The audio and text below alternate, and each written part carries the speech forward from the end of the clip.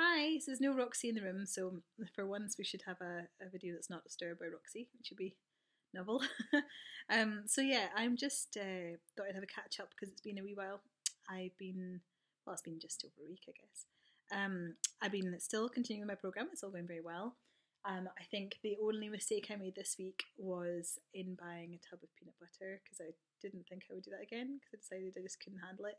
And then I did buy it, and then I couldn't handle it, and I ate a lot of it. So I gave the rest to my sister and told her just to take it away, and she did. And she's able to portion control, so she'll be fine.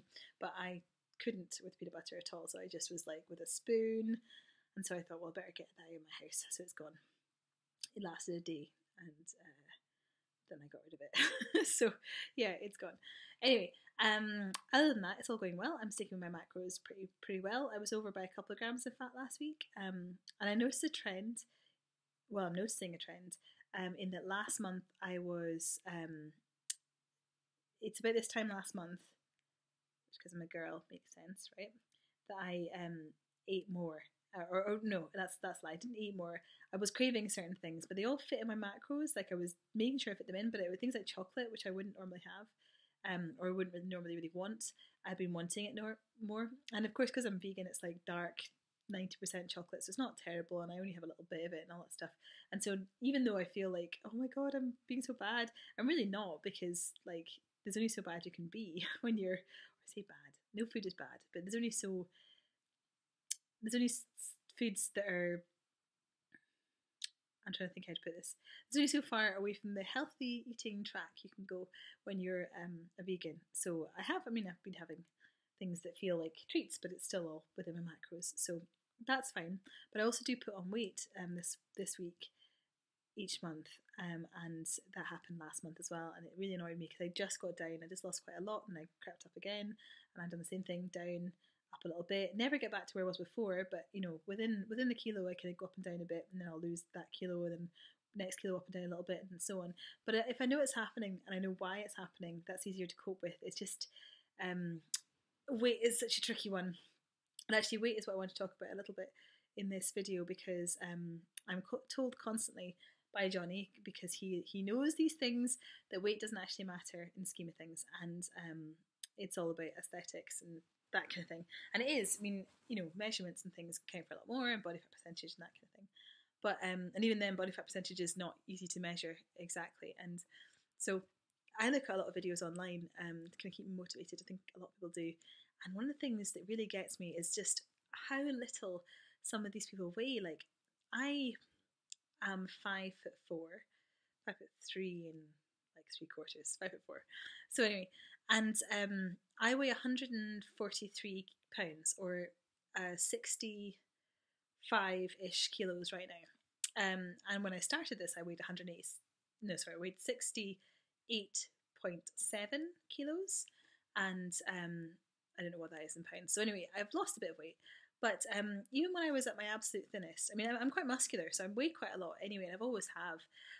But even when I was at my absolute thinnest, when I was suffering from quite severe eating disorders, and was eating 500 calories a day most of the time was the absolute max I could possibly eat. Sometimes 300 calories was where we're getting to. It was cold all the time, wasn't able to do anything. I would go for runs, and I would wear bright coloured clothing in case I collapsed, so people could find me easier. So I mean, it was pretty serious stuff. I could wear 2 jackets inside at all times. It was freezing cold, just nothing. And this is like years ago, and I still weighed 118 pounds, which is like, I don't know what that is in kilos, but anyway, I weighed like 118 pounds. Whereas some of these models, these fitness models online, weigh 103 pounds, 105 pounds. Like, some of them are like, oh, they're get up to 108 pounds, and I just don't understand it. Like, they're not tiny either. They're not short. They're 5'2", one of them.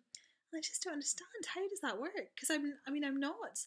Like, I know I'm wearing this massive jumper right now, but I mean, I put photos on Instagram. You should have a look at my Instagram account, and I'm lean, I'm leaning out consistently and seeing great results. And I wear a UK size 8, and even then, like, some of my clothes are starting to get baggy on me, and all this stuff. I mean, I'm small. Like, I just don't understand. I don't understand how somebody could be the same height as me, roughly, like a couple of inches off. Okay, fair enough.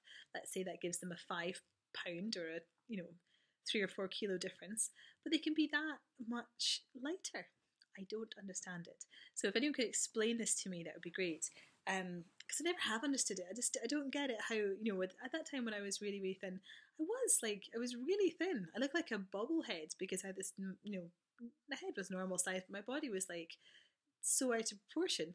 And now I am strong and muscular, and that obviously accounts for a certain amount of weight. But some of these girls online are very strong and muscular too. They're lifters, and they're well, they're not lifters.